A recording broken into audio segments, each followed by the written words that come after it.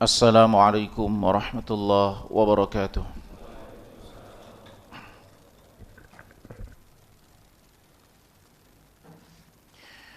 Alhamdulillah. Alhamdulillahilladzi hadana lihadza wa ma kunna linahtadiya laula an hadanallah. Asyhadu an la ilaha illallah wahdahu la syarika lah wa asyhadu anna Muhammadan abduhu wa rasuluh. Allahumma salli wa sallim ala Muhammad wa ala alihi wa ashabihi wa ala kulli man sara ala nahji ila yaumiddin, amma ba'd. Allahumma ij'al jam'ana jam'an marhuma wa tafarruqana min ba'dihi tafarruqan ma'suma wa la taj'al minna wa la ma'ana syaqiyan wa la mahruman wa la matruda. Jamaah sekalian mulakan Allah Subhanahu wa taala. Alhamdulillah, di kesempatan pagi hari ini Allah mudahkan kita melaksanakan salat subuh berjamaah. Kemudian kita lanjutkan dengan majelis ilmu. Mudah-mudahan apa yang kita lakukan di kesempatan pagi hari ini mendapatkan keberkahan dari Allah Subhanahu wa taala.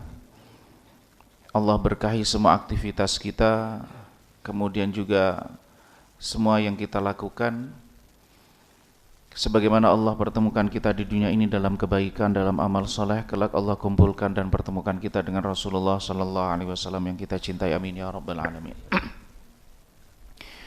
Tema kita pada kesempatan pagi hari ini adalah mewaspadai penggugur nilai kebaikan.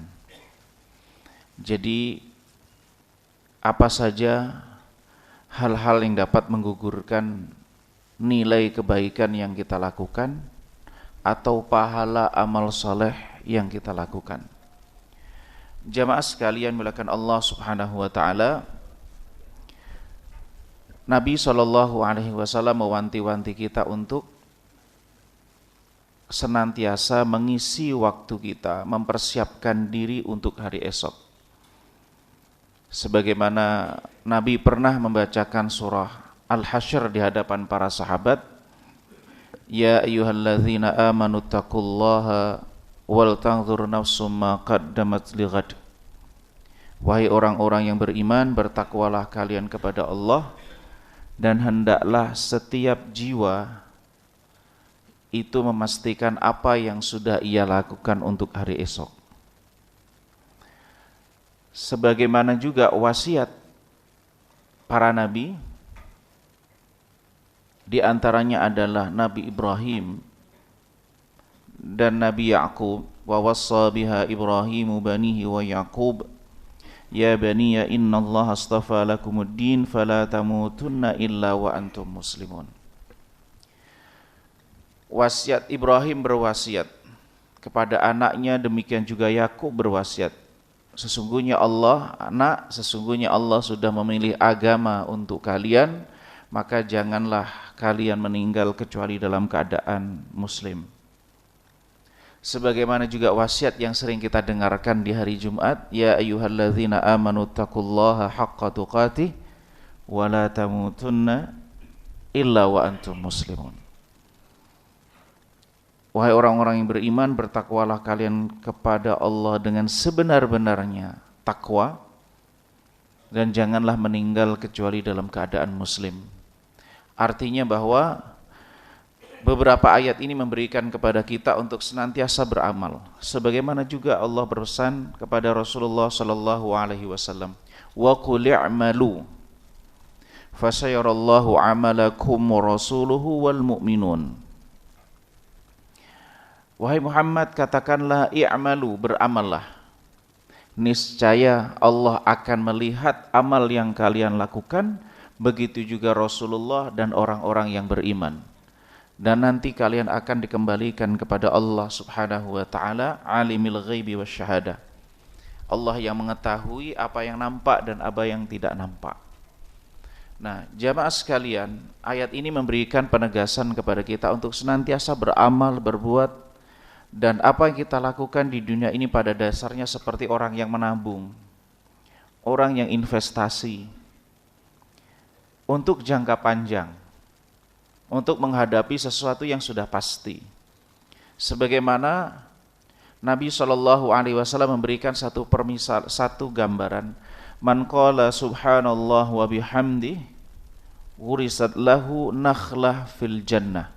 Atau kama qala Nabi SAW. Barang siapa yang mengatakan subhanallah wa bihamdi. Sederhana Pak, kalau lisan khafif, ringan di lisan, subhanallah wa bihamdi ghurisat lahu nakhlah fil jannah. Allah tanamkan satu pohon kurma di surga. Artinya bahwa ketika kita subhanallah wa bihamdi, itu adalah setiap investasi yang kita lakukan, tanaman demi tanaman, bangunan membangun surga. Barang siapa yang sholat 12 rakaat siang dan malam, salat sunnah maksudnya, maka Allah bangunkan baginya adalah rumah di surga. Sebagaimana juga barang siapa yang man bana masjidan, siapa yang membangun masjid yang semata-mata dia mengharap Allah Subhanahu wa taala, banallahu lahu baitan fil jannah, Allah bangunkan surga rumah di surga. Ini adalah bagian dari motivasi pesan-pesan dalam Islam agar kita senantiasa produktif, menginvestasikan dari sumber daya yang kita miliki, kemampuan yang kita miliki, kelebihan yang Allah titipkan bagi kita untuk masa depan yang sangat panjang. Sebagaimana juga setiap satuan amal itu adalah kumpulan-kumpulan investasi yang bertahapan demi tahapan. Nah, jamaah sekalian, dari amal yang kita lakukan, itu pahala itu bisa bersumber dari 3 hal. Dari amal yang kita lakukan, perbuatan baik yang kita lakukan itu, nilai pahalanya itu bisa bersumber dari 3 hal. Tapi penyakit terhadap satu amal itu juga melalui 3 hal itu. Yang pertama bahwa pahala itu bersumber dari niat seseorang. Jadi ketika seseorang itu berniat, itu ada pahalanya. Man hamma bihasanatin walam ya'malha kataballahu lahu hasanah kamilah, atau kama qala Nabi sallallahu alaihi wasallam. Barang siapa yang hamma bihasanah, di dalam dirinya itu ada keinginan, niat untuk melakukan satu kebaikan, falam ya'malha, lalu dia tidak atau belum mengamalkannya, atau terhalang oleh sesuatu untuk mengamalkannya, kataballahu lahu hasanah kamilah, atau kama qala Nabi sallallahu alaihi wasallam, Allah catat baginya pahala kebaikan sempurna. Jadi kalau orang itu memiliki niat yang baik, benar-benar niat ini, bukan hanya sekedar lintasan pikiran. 2 hal yang berbeda. Ingin melakukan sesuatu, benar-benar berniat, lalu ternyata dia tidak bisa melakukannya atau tidak melakukannya karena beberapa hal, maka kataballahu lahu hasanah kamilah, kasih sayang Allah catat itu sebagai satu kebaikan sempurna. Kemudian yang kedua, tahapan yang kedua, melakukan tahapan eksekusi. Ketika seseorang melakukan satu kebaikan, satu amal, dan amal itu diterima, maka Allah Subhanahu wa taala lipat gandakan jadi 10 kali lipatan atau lebih dari itu. Wa man jaa'a bil hasanati falahu asyru amsalihha. Barang siapa yang melakukan satu kebaikan, maka baginya 10 kali lipat nilai dari kebaikan itu. Ternyata tidak hanya itu saja. Innal hasanat yudhibnas sayyi'at. Kebaikan itu menghapus keburukan. Jadi tahapan yang kedua, ketika seseorang melakukan satu kebaikan, itu niscaya satu kebaikan itu dilipat gandakan jadi 10 kali lipat ketika dia sudah melaksanakan satu kebaikan itu. Eksekusinya diterima. Nah, amal itu ada yang dilipat gandakan dan ada yang ditumbuhkan. Sistem pahalanya, Pak. Jadi ada yang berlipat, ada yang dikembangkan. Sebagaimana Nabi Shallallahu Alaihi Wasallam menegaskan, man tasaddaqa bi'adli tamrah min kasbin tayyib. Barang siapa yang bersedekah senilai sebutir buah kurma yang bersumber dari harta yang baik, min kasbin tayyib, Wala yaqbalullahu illa thayyiba, dan Allah tidak menerima kecuali yang baik. Lalu apa yang terjadi ketika fa innallaha yataqabbaluha biyamini? Allah terima amal itu. Thumma yurabbiha li sahibiha.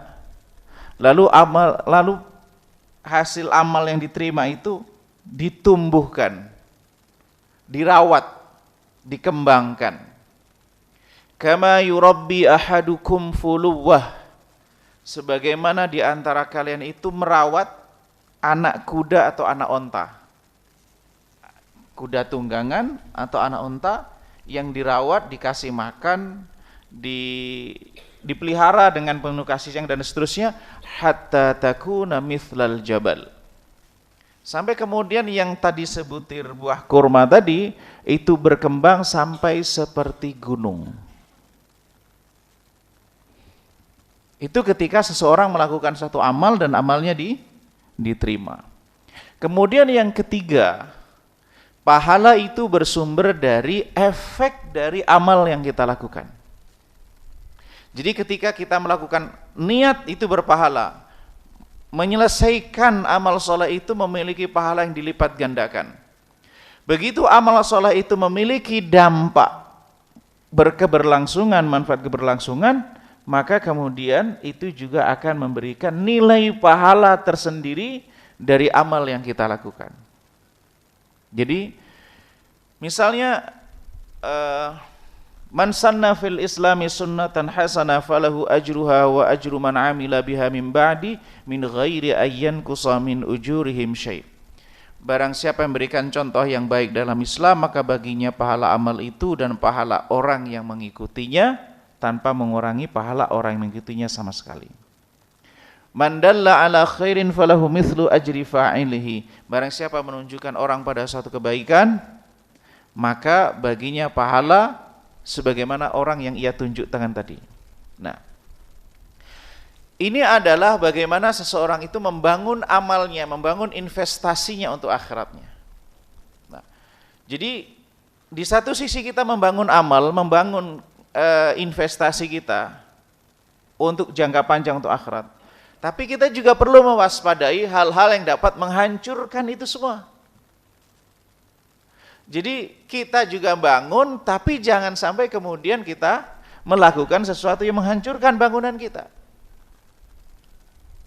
Di satu sisi kita membangun, mengumpulkan setiap satuan amal dari satu amal dan setiap waktu yang kita lakukan sedikit demi sedikit, yang kemudian atas kasih sayang Allah kita berharap bahwa amal yang sedikit itu, amal yang tidak sebanding dengan nikmat Allah yang sudah titipkan kepada kita, amal yang tidak sempurna itu, sholat kita yang tidak khusyuk, kemudian kadang-kata ya kita ini kan sebagai manusia jauh dari kesempurnaan. Tapi itu kita upayakan, kita lakukan terus menerus dengan berharap kasih sayang Allah Subhanahu wa taala. Itu kita berharap terus tumbuh dan tumbuh. Namun di sisi yang lain kita juga perlu mewaspadai hal-hal yang dapat meluluh lantakkan amal yang kita lakukan. Hal-hal yang dapat merusak jerih payah yang sudah kita upayakan. Yang kita kumpulkan siang dan malam. Ketika kita misalnya hari ini misalnya subuh mulai jam berapa Pak? 4:04 ya. Nah, itu kan kita sebelum itu sudah bangun, sudah persiapan, menaklukkan rasa kantuk, dinginnya malam pagi hari dan seterusnya. Jangan sampai kemudian segala jerih payah yang kita mulai dari pagi hari, kemudian siang hari kita bekerja, yang kemudian itu memiliki nilai ibadah dan segala macam yang kita lakukan, lalu kemudian itu hancur oleh karena tindakan-tindakan kita juga, perkataan-perkataan yang kita ucapkan. Nah, jamaah sekalian, hal-hal yang dapat merusak nilai amal kita, perbuatan kita, itu bisa kita bagi dalam dua kategori. Tindakan atau perbuatan yang dapat merusak seluruh amal kita secara keseluruhan. Jadi apa yang sudah kita kumpulkan, awal yang sudah tumbuh itu, yang sudah lipat gandakan, yang mulai dari niat yang baik, kemudian dari tindakan yang baik, kemudian apa yang kita lakukan itu berdampak, memberikan efek positif dan seterusnya. Gara-gara kita lakukan dan itu perbuatan yang sangat fatal, sehingga meluluh lantakkan semua itu. Ada satu ungkapan menarik jamaah sekalian. Ini yang saya temukan di penjelasan Syekh Muhammad Tahir Ibnu Ashur dalam tafsir At-Tahrir wa Tanwir. Ketika beliau menjelaskan ayat wa man jahada fa innama yujahidu li nafsihi. Barang siapa yang bermujahadah, bersungguh-sungguh, berupaya, bersabar dalam menghadapi tantangan hidup ini, beramal soleh dan seterusnya. Fa innama yujahidu li nafsihi. Sesungguhnya yang ia upayakan itu kembali kepada dirinya. Maksudnya ada dampak manfaat yang kembali kepada dirinya. Maka kebaikan yang kita lakukan itu akan berdampak manfaat kita bagi di dunia. Tapi balasan di akhirat itu menurut beliau adalah fadlun minallah. Kemurahan Allah Subhanahu wa taala. Jadi kalau orang di dunia itu beramal soleh, berbuat baik, lalu di akhirat nggak ada balasannya. Maksudnya nanti di akhirat itu orang ya sudah selesai dunia selesai, misalnya ini ya, itu balasan akhirat itu Allah tidak zalim. Kenapa? Setiap kebaikan yang dilakukan oleh orang itu akan berdampak kepada dirinya, manfaatnya kembali kepada dirinya. Nah. Maka ketika Allah SWT menjanjikan balasan bagi kita atas kebaikan yang kita lakukan, itu jangan sampai kemudian karena mendatangkan murka dari Allah, Allah SWT tidak suka dan seterusnya, lalu kemudian meluluh lantakkan semua amal. Yang kedua, ada tindakan perbuatan yang dapat merusak amal secara parsial. Tidak meluluh lantakkan semua, tidak merusak semuanya, tapi hanya sebagian dari amal yang kita lakukan itu terkena dampak dari perbuatan yang kita lakukan. Nah, jamaah sekalian yang dimuliakan Allah Subhanahu wa taala, sebagaimana amal itu, pahala itu, kebaikan itu bersumber dari niat, bersumber dari tahapan eksekusi amal soleh yang kita lakukan, dan dari dampak yang kita lakukan, maka kerusakan, penyakit, virus yang dapat merusak amal kita itu juga melalui 3 lapisan amal.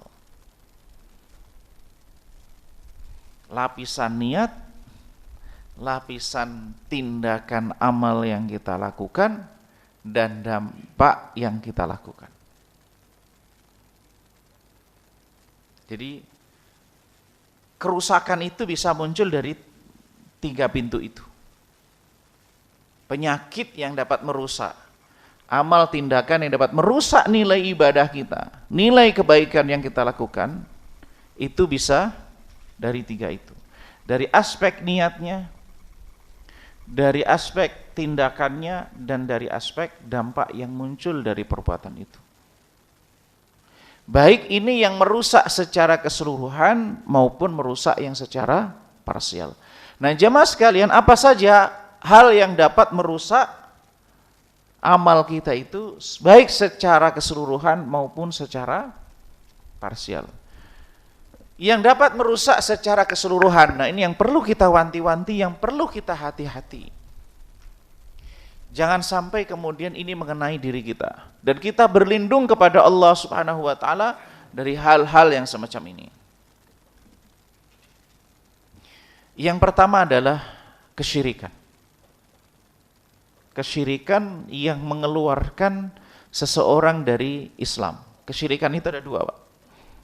Ada kesyirikan yang mengeluarkan seseorang dari Islam yang disebut oleh para ulama dengan asyirkul akbar, syirik ekstrim bahasanya, atau syirik besar, al-akbar, ekstrim, yang mengeluarkan seseorang dari Islam.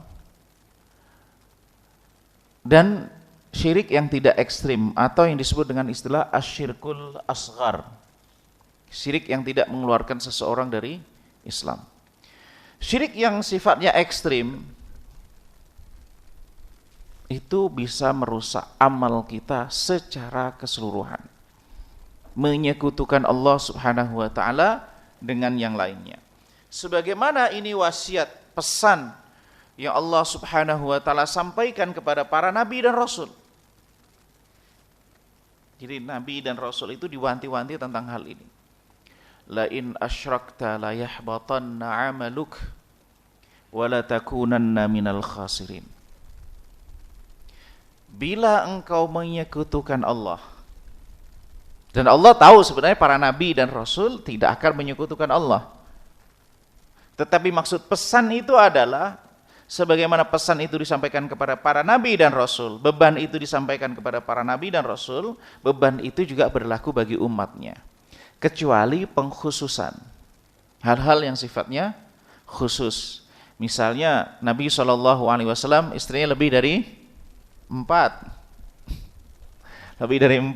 Tapi itu tidak berlaku bagi umatnya. Nah, tapi pada dasarnya syariat yang berlaku pada Rasulullah berlaku bagi umatnya. Syariat yang berlaku bagi laki-laki berlaku bagi perempuan, kecuali ada pengkhususan yang itu berlaku bagi Rasulullah SAW atau pengkhususan yang berlaku bagi laki-laki atau pengkhususan yang berlaku bagi perempuan. Pada dasarnya semua ketentuan syariat itu berlaku untuk semuanya kecuali ada pengkhususan tertentu. Nah, wasiat ini la in asyrakta la yahbatanna 'amaluk. Ini yang perlu. Bila engkau menyekutukan Allah, niscaya sia-sialah amal. Maka yang perlu kita pastikan adalah pada diri kita tidak menyekutukan Allah Subhanahu wa taala. Bahkan lebih baik kita menghindarkan diri dari hal-hal yang diperselisihkan, diperdebatkan di kalangan ulama untuk kepada yang disepakati demi menyelamatkan keyakinan kita. Jadi contohnya gini, berkomunikasi dengan orang yang sudah meninggal. Gimana Pak caranya? Misalnya orang ketika ziarah kubur lalu kayak ngobrol Pak dengan yang sudah meninggal. Khilaf di antara ulama apakah orang yang meninggal itu apakah mendengar ataukah tidak mendengar, itu khilaf. Tapi kan itu bisa berpotensi kelepasan kata-kata atau kemudian hal-hal tertentulah yang kemudian bisa merusak keyakinan kita. Contoh yang lain misalnya, bolehkah orang berdoa di kubur, di pemakaman? Berdoa kepada Allah Subhanahu wa taala tanpa melibatkan orang yang sudah meninggal. Maksudnya ya, ketika dia berdoa di tempat orang yang meninggal, misalnya makam Nabi sallallahu alaihi wasallam, meminta kepada Allah Subhanahu wa taala untuk dirinya maupun untuk Rasulullah sallallahu alaihi wasallam. Doa itu dimanapun, selama doa kepada Allah Subhanahu wa taala. Namun ada hal-hal yang perlu dihindarkan, yang kadang-kadang jadi kontroversi di antara ulama, dan kontroversi itu muncul dalam menafsirkan makna perbuatan itu. Para ulama sepakat bahwa tidak boleh meminta tolong kepada orang yang sudah meninggal dalam hal yang tidak bisa dilakukan kecuali oleh Allah. Itu sepakat. Bahkan kita juga tidak boleh meminta tolong kepada yang masih hidup dalam hal yang itu hanya bisa dilakukan oleh Allah SWT semata. Misalnya minta rizki dalam pengertian kepada orang yang masih hidup pun nggak boleh, kepada Allah SWT. Tetapi minta tolong kepada orang yang masih hidup dalam hal yang memungkinkan orang itu melakukan, itu diperbolehkan. Nah, ada hal-hal di mana yang ini kayak kita itu di pinggir jurang, Pak. Yang itu wilayah-wilayah kontroversi, maka dalam hal itu mari kita kembali kepada hal yang disepakati saja, yang sesuai dengan semangat agama ini, agar apa? Menyelamatkan keyakinan kita, akidah kita. Daripada kita masuk dalam wilayah yang diperdebatkan, apalagi kita tidak memahami persoalan itu, yang sangat krusial antara satu perbuatan dengan perbuatan yang itu bisa jadi perbedaannya sangat fatal, tak meskipun kelihatannya sama mirip, maka lebih baik kita berhal disepakati. Hal apa yang disepakati? Para ulama sepakat bahwa orang kita kalau berdoa kepada Allah SWT secara langsung itu ibadah. Dan itu lebih baik. Itu semangat Quran. Wa idza sa'alaka 'ibadi 'anni fa inni qarib ujibu da'watad da'i idza da'an. Ini kan semangat Quran, Pak. Jadi penting bagi kita itu untuk mengetahui semangat Qur'annya itu bagaimana. Lalu bagaimana perkara yang dipandang boleh nggak boleh, itu belum tentu adalah mainstream Al-Quran. Jadi ada satu tindakan itu yang kemudian para ulama menyebutkan kata begini, Pak, boleh tidak boleh. Itu berbeda dengan dianjurkan tidak dianjurkan. Sesuatu yang boleh belum tentu sesuatu yang dianjurkan. Boleh itu berarti dia kalau melakukan itu tidak melanggar. Tapi apakah itu dianjurkan? Belum tentu dianjurkan. Tapi kalau kemudian kita lihat misalnya wa idza sa'alaka 'ibadi 'anni fa inni qarib ujibu da'watad da'i idza da'an. Itu semangat Quran. Karena disebutkan dalam Al-Quran. Jadi kalau kita bicara persoalan fikih itu sangat luas, Pak. Persoalan-persoalan fikih itu ada yang dibahas dalam Al-Quran dan ada yang tidak dibahas dalam Al-Quran. Nah, harus utama dalam agama ini, semangat inti dari agama itu apa yang ada dalam Al-Quran. Jadi tidak semua yang diperbolehkan itu menjadi arus utama, semangat, warna, corak yang ingin dibangun pada diri seorang muslim yang diinginkan oleh Al-Quran. Nah ini yang harus kita tanamkan di dalam diri kita sebagai seorang muslim. Semangat Qurannya bagaimana? Semangat agamanya bagaimana? Pertanyaannya adalah, dalam berdoa, itu semangatnya adalah kita berdoa langsung kepada Allah ataukah butuh perantara orang lain, baik hidup maupun sudah meninggal? Semangatnya yang mana dalam Al-Quran?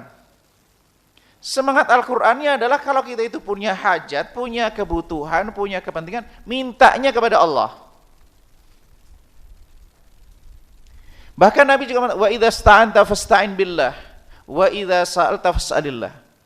Kalau engkau minta tolong kepada Allah. Kalau mau minta, mintalah kepada Allah. Itu semangat inti dari dalam Islam itu gitu. Lalu bagaimana kalau kita minta tolong, misalnya ini orang mau umroh, orang mau haji, kemudian dia orang saleh, kita minta doa, boleh. Boleh, nggak ada masalah. Ya. Tapi yang perlu kita berikan corak warna kita adalah apa yang semangat dalam Al-Quran.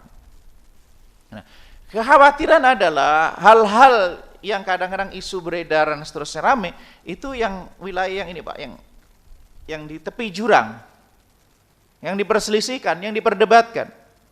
Padahal kadang-kadang persoalan ini adalah persoalan yang kadang-kadang mirip, tapi perbedaannya sangat fatal. Nah, kalau kita memang dalam wilayah ini, maka lebih hati-hati dalam masalah ini. Perlu kehati-hatian kita dalam itu. Keluar dari khilaf itu mustahab dalam mazhab Syafi'i. Al-khuruju minal khilafi mustahab. Keluar dari polemik itu lebih baik, lebih disukai. Maka mari kita kembali kepada hal yang disepakati dari hal yang diperselisihkan untuk keselamatan akidah dan keyakinan kita. Jadi masalah syirik ini yang perlu kita wanti-wanti.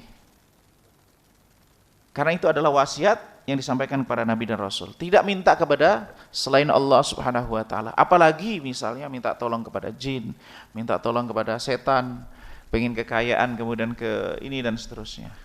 Kemudian yang kedua, kekufuran. Keluar dari Islam. Kalau syirik kan berarti dia menyembah selain Allah. Bisa jadi dia menyembah Allah dan menyembah selain Allah. Bisa jadi dia tidak menyembah Allah tapi mengaku muslim tapi dia menyembah selain Allah Subhanahu wa taala. Nah, kalau kekufuran sifatnya lebih luas. Bisa jadi dia keluar dari Islam secara terang-terang. Berpindah kepada agama yang lain. Atau bisa juga dia keluar dari Islam tidak memeluk agama tertentu. Jadi dia keluar dari Islam tapi tidak ke agama tertentu di luar Islam. Atau keluar dari Islam tapi karena tidak kuat menanggung resiko maka diam-diam Nah, yang istilah kekufuran ini adalah yang dia menyatakan, mendeklarkan diri keluar dari Islam. Atau ada juga orang yang keluar dari Islam tanpa disadari. Karena dia mengucapkan satu kata-kata yang itu berakibat pada keluarnya seseorang dari Islam. Meskipun status dia keluar dari Islam itu butuh pengadilan yang memutuskan dia keluar Islam atau tidak keluar dari Islam. Wa may yartadid minkum an dinihi fayamut wa huwa kafirun fa ulaika habitat a'maluhum fid dunya wal akhirah. Wa may yartadid minkum an dini, siapa yang keluar di antara kalian dari agamanya, dari Islam, fayamut, lalu dia meninggal dalam keadaan itu, artinya dalam keadaan keluar dari Islam, faulaika habitat a'maluhum fid dunya wal akhirah, maka mereka itu orang yang sia-sia amalnya di dunia dan akhirat. Maka ketika seseorang itu semula Islam, bahkan mungkin dia menunjukkan dia sebagai seorang muslim, beraktivitas, beramal sebagai seorang muslim, lalu dia melakukan satu tindakan yang mengeluarkan dia dari Islam, baik secara sadar maupun tidak sadar, sengaja maupun secara sadar maupun tidak sadar. Sadar itu maksudnya dia sadar melakukan hal itu, tapi dia melakukan secara sengaja, tapi dia sadar bahwa itu keluar dari Islam, atau dia sengaja melakukan satu tindakan, tapi dia nggak sadar bahwa perbuatan itu mengeluarkan dia dari Islam. Contohnya bagaimana? Kalau orang menyatakan bahwa dia keluar dari Islam, berarti kan dia dihukumi keluar dari Islam. Konsekuensinya apa? Kalau istrinya masih muslim ya harus dipisah. Kalau dia meninggal tidak dimakamkan di makam muslim. Kalau kemudian apa lagi? Warisannya dia tidak berlaku sistem kepada tidak saling mewarisi dengan ahli warisnya. Kalau dia menyatakan diri keluar dari Islam. Baik dalam pengertian dia memeluk agama yang lain atau dia keluar dari Islam tidak memeluk agama tertentu. Nah, dalam hal ini kalau dia pengen kembali dari Islam, sadar ternyata setelah keluar dari Islam, ternyata di luar dari Islam itu tidak ada yang lebih baik dari Islam. Ternyata bukan hidupnya lebih baik. Ternyata dia bukannya semakin tenang tapi semakin gundah gulana dan seterusnya, sampai kemudian dia sadar bahwa Islam, terus dia pengen kembali dari Islam, ya dia bisa bersyahadat kembali. Tapi pertanyaannya begini, apakah syahadat itu harus disaksikan? Kan kalau dia, apakah dia harus ada saksi lagi gitu ketika dia bersyahadat? Tergantung konsekuensinya, Pak. Konsekuensinya bagaimana? Ketika dia menyatakan diri keluar dari Islam, berarti ketika dia syahadat perlu disaksikan. Kenapa? Karena berhubungan dengan hak dia dan keluarganya dan orang lain. Maksudnya bagaimana? Kalau dia itu meninggal, kan ada saksi, dia sudah kembali kepada Islam. Nah gitu. Kan kalau nggak disaksikan, dia mensyahadat sendiri di kamarnya begitu misalnya, tanpa sepengetahuan orang lain, lalu kemudian meninggal. Kan dia sebelumnya sudah menyatakan secara declare dia keluar dari Islam. Berarti kan nanti kalau dia meninggal, jenazahnya diurus dengan cara non-Islam. Nah, ketika dia bersyahadat menyatakan keluar dari Islam secara declare, secara terang-terangan, maka ketika bersyahadat perlu dia dinyatakan secara terang-terangan demi menjaga hak dia, hak orang lain, hak keluarganya. Hak keluarganya apa? Tentang waris mewarisi, hak kemudian tentang istri dan anaknya. Kalau kemudian dengan orang lain, hak dan kewajiban dia terhadap tetangga, dengan lingkungan dan seterusnya. Tapi bagaimana kalau dia itu keluar Islam sembunyi-sembunyi? Inilah yang dinamakan dengan jenis yang ketiga, yaitu nifak. Orang munafik itu ada beberapa kemungkinan, ada beberapa bentuk. Ada yang memang dari awal dia masuk Islamnya pura-pura, hatinya tidak Islam. Ada orang yang semula Islam, keluar dari Islam karena kepentingan tertentu, tapi dia tidak berani secara declare keluar dari Islam.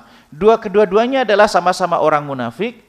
Dan dia kenapa tidak berani menyatakan secara declare dia keluar dari Islam, atau dia tidak menyatakan secara terus terang posisi dia bahwa sebenarnya tidak yakin dengan Islam. Abdullah bin Ubay bin Salul itu masuk Islamnya adalah karena keterpaksaan tuntutan situasi kondisi. Karena apa? Dia nggak ada pilihan untuk mempertahankan posisi dia. Maka dia masuk Islam demi menjaga posisi dia sebagai tokoh di Yathrib pada waktu itu. Karena kalau dia nggak masuk Islam, dia kehilangan semuanya. Maka daripada kehilangan semuanya, kehilangan sebagian nggak apa-apa, dia masuk Islam. Tapi hatinya tidak masuk Islam. Tapi putranya Islam Muslim. Nah, maka dalam hal ini dia, orang munafik itu, akhiratnya bersama dengan orang kafir, dunianya bersama dengan orang Muslim. Maksudnya bagaimana? Ketika dia meninggal, karena kan nggak tahu Pak, kita ini orang itu munafik, bukan munafik kan hanya Allah yang tahu. Maka di dunianya dia diperlakukan sebagai seorang Muslim.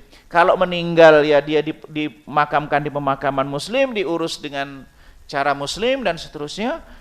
Begitu juga saling mewarisi dan seterusnya. Bahkan dalam pergaulan diperlakukan sebagai seorang Muslim. Sebagaimana Rasulullah dan para sahabat memperlakukan orang-orang munafik yang ada di Madinah. Tapi di akhiratnya bergabungnya bukan dengan non-muslim. Tapi kalau non-muslim secara declare, dia diperlakukan sebagai non-muslim di dunia dan di akhirat. Tapi kalau orang munafik di dunia diperlakukan sebagai muslim, di akhirat diperlakukan sebagai non-muslim. Itu perbedaan antara orang yang declare. Kedua, mereka tiga hal ini, baik yang syirik, kufur, maupun nifak, yura'unan nas wa la yadhkurunallaha illa qalila. Mereka tabiat orang munafik itu adalah mereka itu riya. Tapi tidak semua orang yang riya itu orang munafik. Tapi orang munafik sudah pasti riya. Maka salat yang paling berat bagi orang munafik, sebagaimana disebutkan Nabi SAW, itu salat Isya dan salat subuh. Kalau kita lihat situasi sosial historisnya, pada waktu itu belum ada listrik. Belum. Maka kalau Isya sudah gelap, subuh masih gelap, belum terang. Maka nggak kelihatan siapa saja yang sholat Isya dan sholat. Nah, mungkin kalau Abdullah bin Ubay bin Salul hidup di zaman ini, dia sholat Isya dan sholat subuh. Kenapa? Kelihatan. Tapi ini jangan untuk menghukumi yang nggak sholat subuh dan Isya. Wah, dia orang munafik, bukan untuk itu Pak. Ini untuk mengevaluasi diri kita, bukan untuk menghukumi orang lain. Itu dua hal yang berbahaya. Juga untuk kalau kita itu ingin membebaskan diri dari sifat munafik, maka selisihilah tabiat munafik. Jadi upaya kita menghindarkan sifat nifak, maka apa karakter pada orang munafik? Maka kita lakukanlah hal yang berseberangan dari sifat nifak itu. Supaya apa? Mudah-mudahan dengan cara itu Allah tidak masukkan kita dalam golongan orang munafik.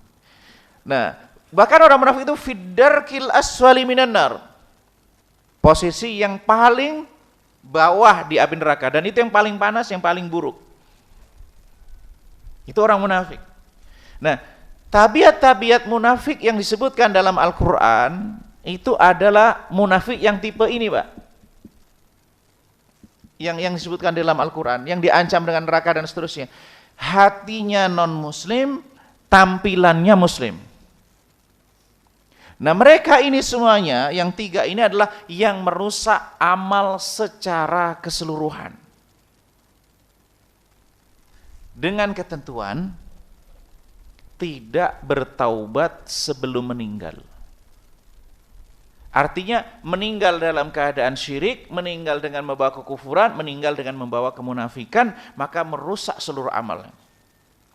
Tapi kalau misalnya orang pernah dalam hidupnya pernah melakukan kesyirikan, pernah keluar dari Islam, atau pernah melakukan kemunafikan, atau pernah menjadi munafik, lalu kemudian dia bertaubat, kembali dari Islam. Nah ini, apakah taubat itu ketika orang melakukan satu tindakan, satu keburukan, lalu kemudian dia bertaubat, apakah taubat itu bisa menarik kembali rekening amalnya tadi. Jadi kalau mungkin apa bahasanya Pak ya? Kalau rekeningnya hangus, kemudian setelah dia bertaubat, ditarik kembali, nah gitu. Ada hal yang menarik ini disampaikan oleh Ibnu Taimiyah rahimahullah taala. Wa man taba taballahu alaihi. Di antara memahami hadis Nabi sallallahu alaihi wasallam, siapa yang bertaubat maka Allah terima taubatnya. Dan di antara orang-orang kafir, orang-orang non-muslim yang masuk Islam itu, Pak, itu keburukannya diampuni. Bahwa orang yang bertaubat itu seperti orang yang enggak punya dosa. Dan orang al-Islam yahjubu ma qabla. Islam itu menutup keburukan yang sebelumnya. Tapi yang lebih menarik adalah, hal yang cukup menarik juga, kebaikan mereka yang dilakukan itu menjadi pahala yang akan dihitung oleh Allah Taala. Kebaikan yang dilakukan oleh non-muslim sebelum dia Islam, yang kemudian dia masuk Islam, maka itu akan dinilai. Apalagi orang yang sebelumnya muslim, lalu kemudian dia melakukan suatu keburukan, lalu taubat. Maka tadi disebutkan wa may yartadid minkum an dinihi fayamut wa huwa kafir. Meninggal dalam keadaan kafir. Maka wasiat yang tadi yang disampaikan oleh Nabiullah Ibrahim, disampaikan oleh Nabi Yakub dan disampaikan oleh Rasulullah sallallahu alaihi wasallam itu hal kunci yang sangat penting. Wala tamutunna illa wa antum muslimun. Janganlah meninggal kecuali dalam keadaan muslim. Muslim secara zahir, muslim secara batin. Artinya meninggal dalam keadaan tidak menyekutukan Allah, meninggal dalam keadaan tidak murtad, meninggal dalam keadaan tidak membawa kemunafikan. Itu sudah husnul khatimah, Pak. Jadi orang yang meninggal dengan muslim itu dikatakan husnul khatimah. Apalagi kalau kemudian ditambah dengan kebaikan-kebaikan yang lain. Nah, ini yang dapat merusak secara keseluruhan. Solusinya bagaimana? Bertaubat kepada Allah SWT, kembali kepada Islam. Sebelum pintu taubat itu tertutup, yaitu malam yugharghir, sebelum nyawa sampai tenggorokan ya. Kemudian hatta tatlu asyams min maghribiha, sebelum matahari terbit dari barat. Jadi itu kuncinya. Kemudian yang kedua, yang merusak nilai amal secara parsial. Tidak merusak secara keseluruhan sebagaimana kesyirikan, sebagaimana murtad, keluar dari Islam, kekufuran, atau yang tadi yang terlewat Pak ini, mungkin maaf. Menghina Rasulullah, mengingkari sesuatu yang sudah eksplisit dalam Al-Qur'an, itu bisa menyebabkan keluar dari Islam. Misalnya merendahkan Rasulullah SAW, menghina agama, kemudian merendahkan syariat yang sudah Allah SWT tentukan, itu mengeluarkan seseorang dari Islam. Atau meragukan kebenaran Al-Quran, itu termasuk mengeluarkan seseorang dari Islam. Misalnya bagaimana contoh meragukan Al-Quran? Misalnya, laqad kafaral ladzina qalu innallaha thalithu thalathah. Sungguh telah kafir orang yang mengatakan Allah itu 1 dari 3 misalnya. Ini pandangan, ini keyakinan. Itu dua hal berbeda dengan pola sosial, Pak. Misalnya gini, kita yakin bahwa orang yang beragama Yahudi, beragama Nasrani hari ini, yang tidak mengikuti Rasul itu orang kafir. Tapi bukan berarti nanti kalau ketemu orang kafir, hei kafir, enggak. Itu beda, konteksnya beda Pak. Ini wilayah keyakinan, sedangkan bagi apa lisan kita terhadap orang non-muslim, itu wilayah perbuatan. Itu dua hal yang berbeda. Wilayah perbuatan itu adalah wilayah yang sikapnya adalah muamalah bil ma'ruf, perlakuan yang baik. Man adza dhimmiyan fa ana khasmuh. Siapa yang meyakini orang yang dilindungi oleh agama ini, maka dia lawanku. Nabi SAW melarang kita menyakiti mereka. Itu wilayah amal, wilayah perbuatan. Sedangkan keyakinan terhadap bagaimana mereka statusnya dalam pandangan agama kita, itu wilayah keyakinan. Jadi wilayah keyakinan dan wilayah amal sikap interaksi sosial itu dua hal yang berbeda, yang tidak boleh, yang harus kita tidak campur adukkan. Jadi sikap adil dalam pergaulan non-muslim, muslim, Bahkan mohon maaf, terhadap orang yang beraliran sesat pun kita nggak boleh menzalimi, Pak. Kalau orang yang bersalah dihukum, orang yang bersalah pun nggak boleh dizalimi. Bagaimana? Orang yang berhak mendapat sanksi pun tidak boleh dizalimi. Orang yang bersalah Pak, nggak boleh dizalimi. Dizalimi maksudnya bagaimana? Ya dia hanya berhak mendapatkan hukuman sebagaimana yang sudah ditetapkan. Nggak boleh kemudian ketetapannya sekian lalu kemudian kita tambahkan lagi di luar ketetapan hukum, itu nggak boleh. Ya. Kemudian berikutnya yang tadi yang parsial, riya dan sum'ah. Ini merusak wilayah niat. Riya dan sum'ah. Kalau riya itu adalah ingin dilihat, kalau sum'ah ingin didengar. Maksudnya apa? Kalau riya itu berhubungan dengan apa yang dilihat, tampil luah, dipandang dan seterusnya dan seterusnya. Tapi kalau sum'ah berarti popularitas. Itu merusak amal secara parsial. Sebagaimana Nabi SAW mengatakan, innamal a'malu binniyat. Amal itu tergantung pada niatnya. Wa innamal likulli imri'in ma nawa. Seorang mendapatkan apa yang dia niatkan. Faman kana hijratuhu ilallahi wa rasulih fa hijratuhu ilallahi wa rasulih. Siapa yang niat hijrahnya untuk Allah dan Rasulnya, maka sampai kepada Allah dan Rasulnya. Wa man kana hijratuhu lidunya yusibuha aw imra'atin yatazawwajuha fa hijratuhu ila ma hajara ilaih.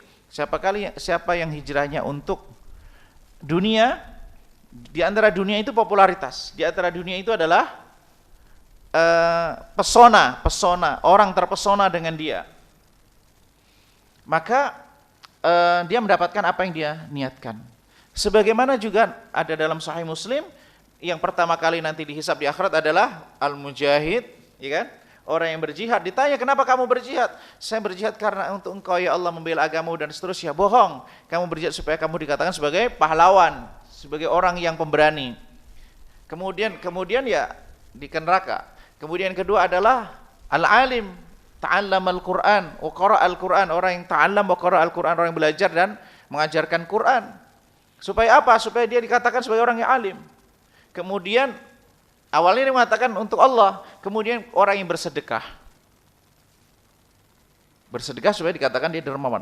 Artinya bahwa perbuatan riya itu selain di satu sisi adalah menghancurkan nilai amal yang dia lakukan, di sisi yang lain juga dosa. Inna akhwafa ma akhafu alaikum asyirkul asghar. Yang aku takutkan, khawatirkan pada kalian itu adalah asyirkul asghar, yaitu apa? Riya. Nah, dan Allah itu cemburu. Kalau orang melakukan amila amalan asyraka fihi ma'i ghairi, kalau orang melakukan suatu amal lalu disertakan selainku dalam amal itu, taraktuhu wa syirkah, aku tinggalkan dia dan sekutunya. Atau kama qala Nabi sallallahu alaihi wasallam. Itu riya dan sum'ah untuk popularitas. Nah, di era digital semacam ini godaannya besar, Pak. Godaannya besar. Kemudian yang kedua, yang dapat merusak amal itu prosedurnya yang salah. Tata caranya yang salah. Bisa jadi orang mendapatkan pahala dari niat, tidak mendapatkan pahala dari sisi eksekusinya. Maka di awal tadi saya sebutkan pahala itu berasal dari niat, berasal dari eksekusinya, berasal dari dampaknya. Nah, kalau orang melakukan suatu amal, bisa jadi niatnya baik, dapat pahala dari niatnya. Tapi cara eksekusinya salah, dia nggak mendapatkan pahala dari eksekusinya. Nah, ini berdasarkan hadis Nabi SAW, man amila amalan laisa alaihi amruna fahuwa rad. Siapa yang mengamalkan suatu amal yang tidak ada landasan panduannya dalam agama ini, maka dia itu ditolak. Contohnya apa? Karena semangat sholat subuh 3 rakaat. Karena misalnya malas sholat zuhurnya 3 rakaat. Jadi gimana begitu semangat, dia pengen semangat subuh, masa cuma 2 rakaat, kalau 3 rakaat kan lebih baik, nah gitu misalnya. Itu niatnya baik, tapi tidak sesuai prosedur, maka sholatnya tidak diterima. Jadi dalam beragama ini yang penting bagi kita, tuntunan itu ada amal-amal yang tuntunannya umum, Mbak. Ada yang tuntunannya tuntunan khusus. Contohnya amal yang tuntunan umum tentang zikir. Wadhkurullaha katsira. Ingatlah Allah, sebutlah nama sebanyak mungkin. Maka caranya terserah bagaimana caranya, yang penting tidak terlarang. Ada lagi yang kaifiatnya khusus. Kaifiatnya khusus seperti apa? Salat itu kan khusus, tata caranya sudah diatur. Cara berpuasa di bulan Ramadan itu juga sudah diatur. Nah, orang karena semangat, misalnya kalau misalnya matahari tenggelam itu kayaknya masih kurang kita. Nanti saja deh. Bukanya ketika sudah menjelang Isya, itu dapat merusak pahala. Itu salah prosedur. Yang terakhir, yang ketiga, selain prosedur, yang dapat merusak itu adalah maksiat. Ada sebagian maksiat itu yang dia berdampaknya bukan hanya pada maksiat keburukan itu saja, Pak. Tapi maksiat yang dilakukan oleh seseorang itu bisa berdampak kepada amal kebaikan yang lain. Tidak secara keseluruhan, tapi sebagian dari amal. Misalnya hadis Nabi SAW, man ata'arrafan fasa'alahu an syai' wasaddaqahu. Barang siapa yang datang kepada peramal atau dalam riwayat pada dukun, lalu menanyakan sesuatu dan mempercayainya, lam tuqbal salatuhu arba'ina yauman. Atau kama qala Nabi SAW, tidak diterima salatnya 40 hari.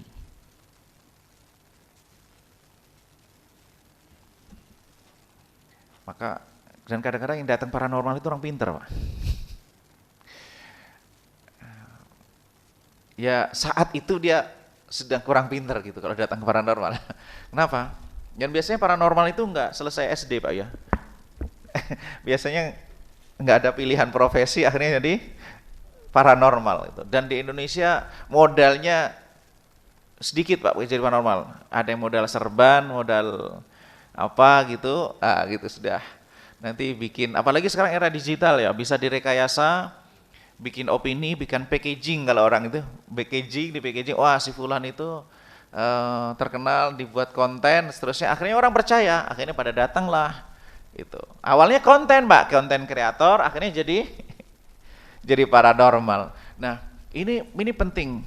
Man ata'arrafan fasalahu an syai', lalu bertanya, wasalu an syai', bertanya tentang sesuatu, lalu percaya, lam tuqbal salatuhu arba'ina yauman. Tidak diterima salatnya 40 hari. Atau dalam hadis yang lain tentang man syariba khamran, siapa yang minum khamr, wasakir, lalu kemudian dia mabuk, lam tuqbal salatuhu arba'ina sabahan. Tidak diterima salatnya 40 hari. Sabahan itu maksudnya pagi, tapi maksudnya 40 hari. Minum khamr bahayanya. Sampai mabuk. Apakah sampai mabuk? Ya khawatirnya enggak sampai mabuk pun juga bisa terkena itu. Nah, ini apa yang maksud tidak diterima sholatnya? Apakah lantas nanti setelah mendengar hadis ini, kalau gitu udah nggak sholat aja deh. Nanti setelah 40 hari baru sholat lagi, kan udah nggak diterima. Kata para ulama, yang dimaksud dengan lam tuqbal salatuhu arba'ina yauman, tidak diterima sholatnya 40 hari itu adalah tidak mendapatkan pahalanya, tapi dia gugur kewajibannya. Maksudnya apa? Kalau sholat, dia tetap menggugurkan kewajibannya. Tetap, apakah dia tetap wajib sholat? Ya tetap wajib sholat gitu. Kalau dia nggak sholat, pahalanya, dosanya juga bertambah gitu. Kenapa? Dosa tambah tidak sholat, nah gitu. Maka menjadi dosa besar. Dosa besarnya semakin bertambah. Nah, dampak dari mendatangi paranormal dan percaya apa yang dia katakan. Percaya di sini kan beda dengan nguji, Pak. Beda dengan nguji paranormal. Itu katanya paranormal, lalu datang, dia tanya, lalu tes. Nah, itu beda. Itu tidak masuk dalam kategori ini. Sebagian ulama mengatakan bahwa dia kewajibannya gugur dengan melaksanakan sholat, tapi yang gugur ini, yang tidak terima adalah pahalanya. Karena apa? Karena dosanya. Jadi seakan-akan digambarkan bahwa itu mengurangi dosanya sehingga dia untuk kembali sama itu sholatnya berdampak kepada sholatnya. Sebagian juga ketika minum khamr. Dan ini juga jelas di bulan Ramadan sering kita diingatkan dengan hadis man lam yada' qawla zuri wal amal bihi falaysa lillahi hajah fi an yada'a ta'amahu wa syarabah. Siapa yang tidak meninggalkan perkataan dusta dan perbuatan dusta, maka Allah enggak butuh upaya dia meninggalkan makan dan minumnya. Artinya Ketika orang sedang berpuasa lalu dia berdusta dan ini, maka bisa mengurangi pahala puasanya. Juga ayat Al-Qur'an berpesan, ya ayyuhalladzina amanu la tubtilu shadaqatikum bil manni wal adza.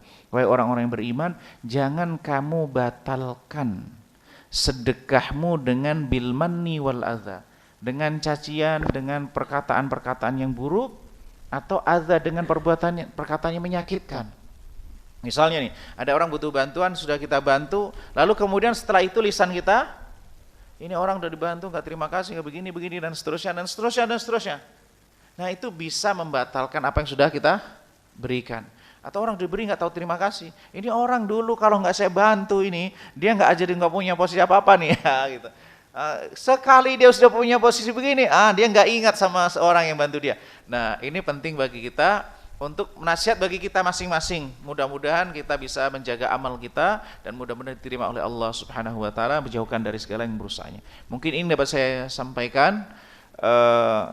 Apakah waktunya cukup atau cukup ya? Kita tutup dengan kafaratul majlis. Subhanakallah bihamdika asyhadu an la ilaha illa anta astaghfiruka wa atubu ilaik. Assalamualaikum warahmatullahi wabarakatuh.